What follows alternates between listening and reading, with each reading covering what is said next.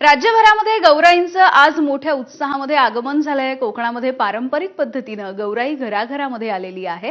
पारंपरिक गीत, ढोल ताशा यांच्या गजरामध्ये गौराई आल्या। तसंच यावेळेला महिलांचे विविध खेळ सुद्धा रंगले। लातूरमध्ये सुद्धा घराघरामध्ये भक्तिभावाने गौराईंचं आगमन झालंय। महिलांनी पारंपरिक पोशाख परिधान करून मंगल गीतांच्या गजरामध्ये लाडक्या गौराईला घरी आणलं। तर अमरावतीमध्ये सुद्धा गौराई घरोघरी आल्या। गौराई पूजन अर्थातच महालक्ष्मीचं आगमन हा महिलांचा आवडता सोहळा असतो। घराची स्वच्छता करण्यापासून ते त्यांच्यासाठी गोडधोड खाद्यपदार्थांची मेजवानी आणि रेखीव कलाकुसरीच्या दागिन्यांची भेट देऊन महिला या महालक्ष्मीचं स्वागत करत असतात।